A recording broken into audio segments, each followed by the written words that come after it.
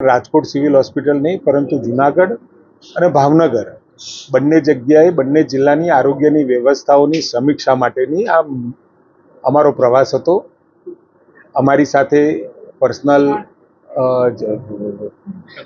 અગ્રસચિવ, પ્રિન્સિપલ અગ્રસચિવ અને સાથે અમારા કમિશનરની સાથે એક હોલિસ્ટિક એપ્રોચથી આખો એનો આરોગ્યના આખા જિલ્લાનો, ખાલી સિવિલ હોસ્પિટલ નહીં, આના પછી અમારી મિટિંગ પણ થશે. એની અંદર જિલ્લાના અમારી જેટલી યોજનાઓ ચાલે છે એનો રિવ્યૂ, સાથે સાથે આ હોસ્પિટલની પીએચસી, સીએચસી, સબ ડિસ્ટ્રિક્ટ અને આપણી અહીંયા રાજકોટની મેડિકલ કોલેજ અને એની હોસ્પિટલ, આ બધાનો રિવ્યૂ થશે. અને અહીંયા સરકાર વતી અને સરકારની આશાઓ, અપેક્ષાઓ શું છે એ પણ કહેવામાં આવશે. અને સાથે અમે એમની કોઈ પડતી મુશ્કેલી હોય અથવા તો એમની કોઈ રજૂઆત હોય તો એ સાંભળી અને ઝડપથી એને કેવી રીતે સોલ્વ આઉટ થાય, કેવી રીતે પ્રશ્નોનું નિરાકરણ આવે અને અમારી આશાઓ, અપેક્ષાઓ લોકો માટેની, પ્રજાને કેવી રીતે સારામાં સારી આરોગ્યની વ્યવસ્થાઓ પહોંચી રહે એના માટે આજની મિટિંગ છે, જેમાં હોલિસ્ટિક આખું કેવળ સિવિલ હોસ્પિટલ સિવાય પણ બાકીના અનેકવિધ વિષયોની ચર્ચાને છણાવટ અમે કરવાના છીએ. બોગસ ડૉક્ટરોની વાત આવતી હોય એટલે બોગસ ડૉક્ટરોની વ્યાખ્યા થવી પણ જરૂરી છે. આયુર્વેદિક, હોમિયોપેથિક પ્રેક્ટિસ કરતા હોય એ લોકો પાસે તો એનું લાયસન્સ હોય છે, પરંતુ કેટલાક લોકો પોતે કોઈ ડૉક્ટરની પાસે કામ કરતા હોય, નાનું મોટું કામ કર્યા પછી એને એમ થાય કે હું અડધો ડૉક્ટર થઈ ગયો અને એના પછી ક્યાંક ગામડામાં દૂર દરાજ વિસ્તારોની અંદર પોતે પ્રેક્ટિસ કરતા હોય.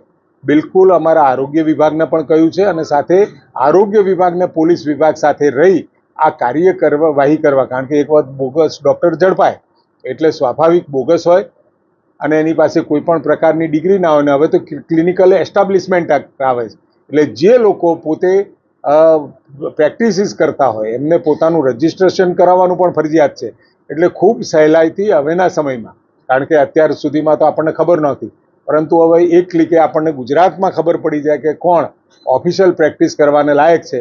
આ બોગસ ડૉક્ટરો જે લોકોના જીવનના સાથે ચેડા કરી રહ્યા છે એના માટે સરકારની અથવા તો અમારા આરોગ્ય વિભાગની કોઈ પણ રિયાયત એમને બક્ષવાના મૂડમાં અમે નથી. તેની વ્યવસ્થા આપણે ટૂંક સમયમાં કરીશું. ત્યારે કોઈ પણ દવાખાનાની અંદર, કોઈ પણ દવાખાનું આપણા ગુજરાતમાં જ્યાં આગળ હડકવા વિરોધી રસી આપણી આપવાની છે ન હોય તો તાત્કાલિક બજારમાંથી પણ એને પરચેસ કરી અને દર્દીને કોઈ મુશ્કેલી ના પડે એનું આપણે ધ્યાન તો રાખીએ જ છીએ. પરંતુ ઘણી વખતે આ રેટ કોન્ટ્રાક્ટ કરવામાં સમય લાગતો હોય છે અને એ ટાઈમસર એ સપ્લાય ના થયો હોય તો આવા સંજોગોમાં ક્યાંક પુરવઠો અનિયમિત થઈ જતો હોય છે. એવા સંજોગોમાં આપણે આ પણ છૂટ આપી છે, પરંતુ અમે ચોક્કસ ધ્યાન રાખીએ છીએ કે હડકવા વિરોધી રસી છે રેબિસની એ ટાઈમસર મળી રહે. સરકારી વ્યવસ્થાઓમાં એમ્બ્યુલન્સ પૂરેપૂરી છે.